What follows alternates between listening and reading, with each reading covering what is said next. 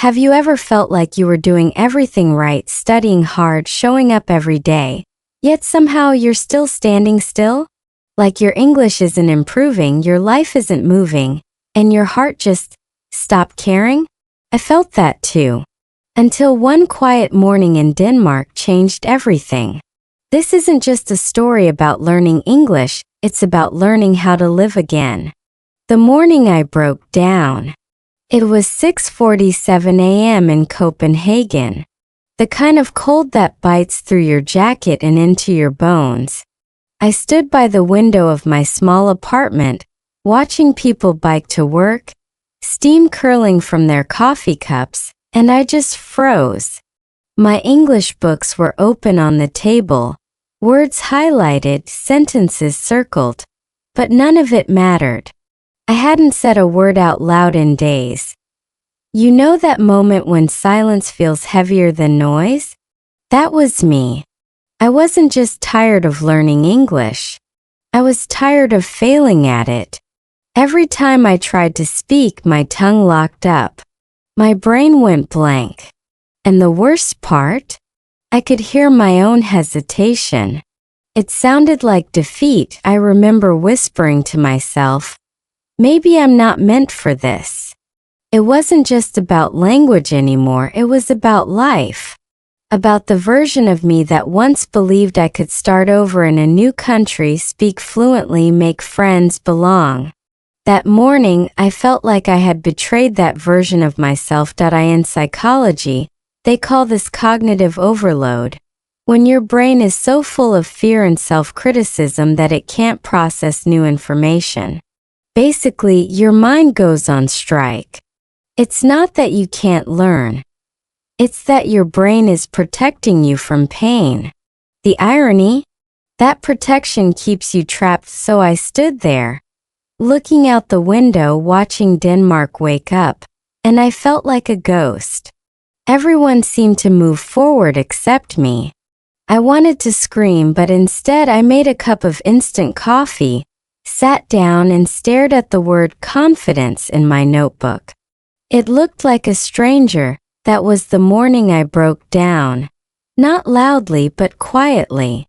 The kind of breakdown where you don't cry, you just stop pretending. And in that stillness, something small shifted. Maybe it was the sound of the kettle. Maybe it was the Danish sunlight sneaking through the curtains. Or maybe for the first time I was finally honest with myself. I wasn't lazy. I was scared. Sometimes that's where real change begins, not in motivation but in truth. Coffee, silence, and realization. The next day I went to a tiny cafe in Aarhus. One of those places where the air smells like fresh bread and the sound of milk steaming feels like a heartbeat. I ordered a cappuccino and sat by the window, pretending to read. But really I was watching people talk. Laughing, mumbling, whispering, switching effortlessly between Danish and English. Their words flowed like music, but mine felt like broken notes stuck inside my throat. For months I had been trying to sound fluent, to speak perfectly. I repeated words like a machine, corrected every small mistake, memorized idioms. But somewhere along the way I forgot the most important thing, to listen. That morning, surrounded by strangers, I just stopped trying. I let myself listen, not to the meaning but to the rhythm. The ups and downs, the pauses, the laughter between the lines. It was like rediscovering the heartbeat of a language I had turned into a battlefield. Then it hit me, I wasn't bad at English. I was bad at silence. I filled every quiet second with pressure, every mistake with shame. I thought speaking meant performing. But in truth, communication begins with listening. Not just to others, but to yourself. A neuroscientist once said, your brain can't learn under threat. When you study in fear, your amygdala, the part that processes stress, hijacks your memory. That's why when you panic during conversation, your brain forgets words you actually know. It's not stupidity. It's survival, so I decided to do something strange. I closed my notebook. I put away my phone. And for the rest of that morning I simply listened, to the barista calling out orders, to the old man humming beside me, to the way people said thank you in 50 different tones. Somewhere between the chatter and the clinking cups, I realized something small but life-changing. Learning English isn't about collecting words, it's about connecting to life. That cup of coffee was the first lesson that truly sank in. Not because I studied it, but because I felt it. The language of fear. Have you ever felt your mouth go dry the second someone asks you a question in English? That was my daily nightmare. Standing in line at a bakery, the cashier smiled and said, "How are you today?" And my brain went into emergency mode. Every word I'd ever learned just vanished into thin air. It wasn't that I didn't know how to respond. I just couldn't. My fear was louder than my voice. I'd imagine people judging me, laughing at my accent, or thinking I was stupid. That fear didn't just stop me from speaking English.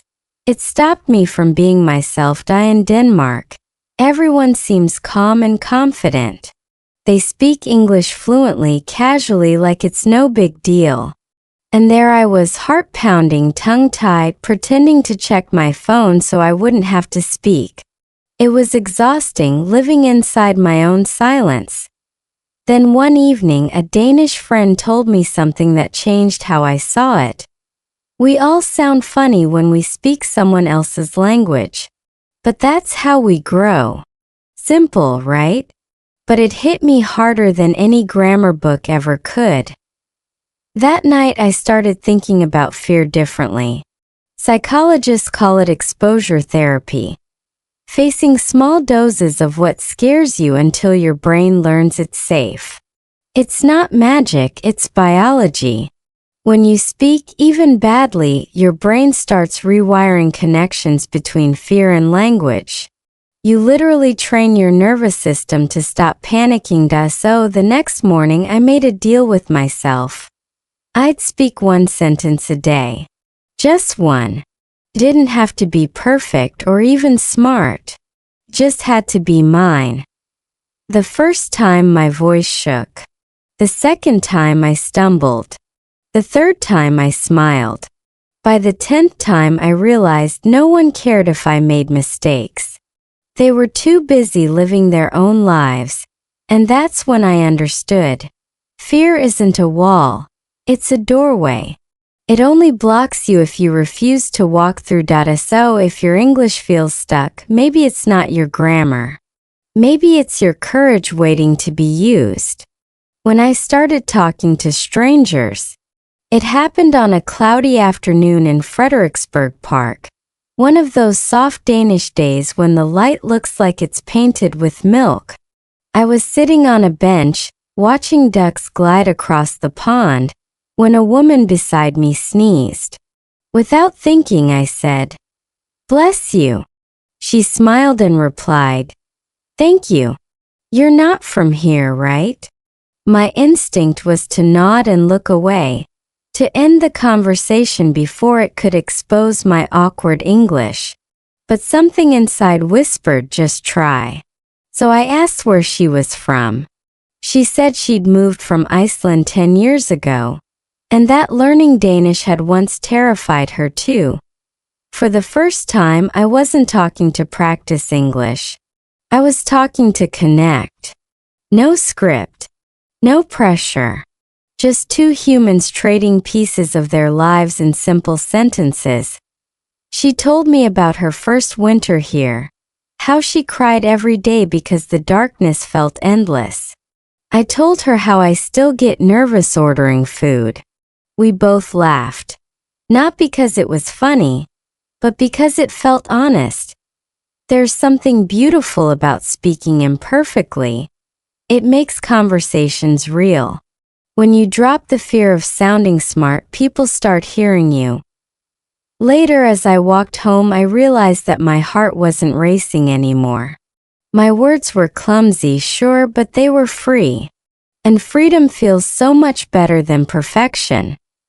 According to social psychology, our brains crave connection more than correctness.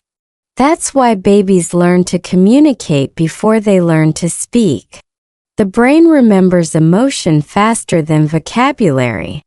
Every warm smile, every kind response rewires your mind to associate English with safety instead of fear. That afternoon, I didn't just talk to a stranger, I met a mirror. She reminded me that learning a language isn't about showing how much you know, but about being brave enough to be seen, mistakes and all. From that day, I made it a habit. Talk to one new person every week. In line for coffee. At the train station. In the supermarket. Sometimes I messed up. Sometimes I froze. But every time I walked away feeling a little more alive. Because when you speak to strangers, you also speak to the parts of yourself that stopped believing you could. The science of letting go. One evening, I sat by the window of my apartment, watching snow drift past the streetlight. Everything was silent, soft, and slow, like the world had decided to pause. I thought about all the mistakes I'd made, all the words I couldn't say, all the chances I didn't take. And then, for no reason at all, I whispered, "It's okay." That tiny sentence changed everything. Because for the first time, I wasn't trying to fix myself. I was trying to forgive myself. See, our brains are built to hold on. When something painful happens, like embarrassment, failure, rejection, the emotional memory stays wired inside us. It's a survival instinct called emotional imprinting. Your brain remembers pain to protect you from repeating it. But in language learning and in life, that same instinct can trap you. Every time you recall a bad experience, your body reacts as if it's happening again. That's why letting go feels impossible. You can't erase the past, you can only rewire it. Neuroscientists call this neuroplasticity, the brain's ability to form new connections and weaken old ones. When you speak, even when you're scared, you teach your brain that it's safe to try again. So I began a small ritual. Every night before bed, I'd say one thing I was proud of, even if it was tiny. I spoke one new word today. I didn't give up. I smiled at a stranger. Felt silly at first, but it worked. Slowly, my brain started associating English with pride instead of panic. Letting go isn't about forgetting the past. It's about teaching your mind that you don't live there anymore. And the beautiful thing is, your brain listens. When you speak kindness to yourself, it rewrites the story you've been trapped in. That night, as I watched the snow melt against the window, I realized something simple yet powerful. Healing isn't deleting your scars. It's learning to live with them and still choosing to speak.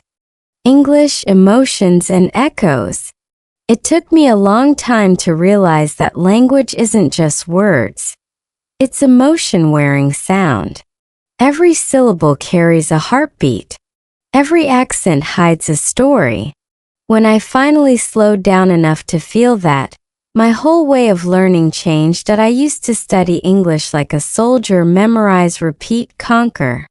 But one rainy afternoon, I was listening to a podcast about grief. The host said the word healing so softly that it felt like a hug. I replayed that sentence 5 times. Not to understand the meaning, but to feel the emotion. And for the first time, I wasn't learning English. I was experiencing it. That's when I realized why we remember songs better than sentences. Music activates the emotional centers of the brain, the amygdala and hippocampus, which make memories stick. So when you attach feeling to language, it stops being information and becomes identity. I started practicing differently. Instead of forcing grammar, I watched movies with the subtitles off, not to catch every word but to sense the tone. When a character was angry, I mimicked their rhythm. When someone laughed, I copied the melody. And you know what? My pronunciation improved faster than any textbook ever managed. But more than that, my connection to the language deepened. I could finally express sadness, joy, and vulnerability, not just describe them. Because English isn't a skill. It's a bridge. It connects your inner world to someone else's. Once I helped a Danish friend through a breakup. My words weren't perfect, but they were honest. I told her, pain doesn't mean you're broken. It means you cared deeply. She hugged me and whispered, "That's beautiful English." I smiled, not because it was correct, but because it connected.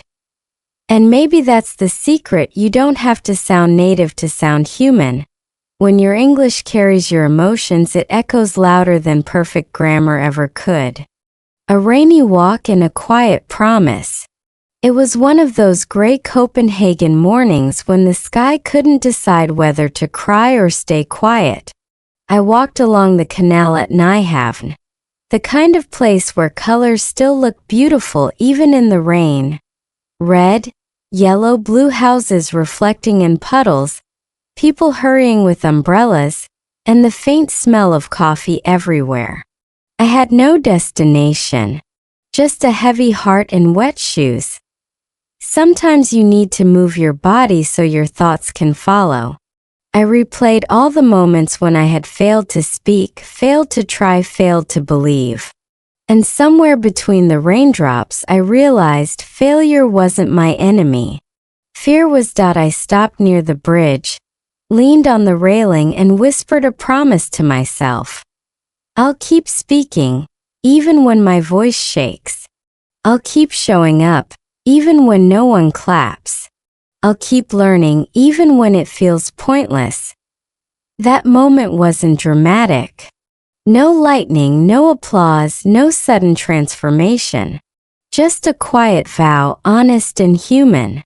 But it felt like the most powerful thing I had said in years. Science has a name for that feeling: self-reaffirmation. When you speak kindly and truthfully to yourself, your brain releases dopamine, the same chemical linked to motivation and resilience. You literally fuel your own hope. As I kept walking, something strange happened. I started noticing small English phrases around me. Street signs, shop windows, songs playing from cafes. Felt like the world was talking back. And for once, I wasn't just learning English, I was living inside it. The rain kept falling, but it didn't feel cold anymore. Because that day, I understood something deep. Fluency isn't the ability to speak without mistakes. It's the courage to keep speaking after you make them. I reached home soaked and smiling, whispering one last line before closing the door. No matter how slow I go, I'm still moving forward. And for the first time, I truly believed it. Scars are proof we survived. Months passed. Winter melted into spring, and the streets of Copenhagen began to bloom again. Tulips pushing through the soil, laughter echoing from open windows, sunlight spilling across the cobblestones. One morning as I biked past the park, I realized something had changed. Not in the world, in me. I was no longer afraid to speak. My English was still far from perfect, but my heart didn't freeze anymore when words stumbled out. The fear that once ruled me had softened into something kinder, like an old scar that no longer hurts but still reminds you where you've been. I used to think healing meant erasing my pain, deleting every awkward moment, every failure. But Denmark taught me otherwise. Healing, I've learned, means carrying your scars, and still walking proudly, saying, "Yes, that was me. I fell. I cried. I froze. But I'm still here." Language is like that too. Every accent, every mispronounced word, every clumsy sentence, they're all part of your story. And stories aren't meant to be flawless. They're meant to be real. One afternoon, I sat again in that same cafe in Aarhus where I once hid in silence. This time I greeted the barista first. We talked about the weather, about coffee beans, about how unpredictable the Danish sky is. When I walked out, I caught my reflection in the window, same person but not the same soul. Because somewhere between fear and courage, between silence and sound, I found something bigger than English. I found myself. And if you're listening right now feeling stuck, scared, or small, please remember this: your scars don't make you broken. They make you authentic. They prove that you tried, that you lived, that you're still becoming. So keep speaking. Keep stumbling. Keep shining. You don't need to be perfect to be proud. Because every scar, every word, every try is proof that you survived.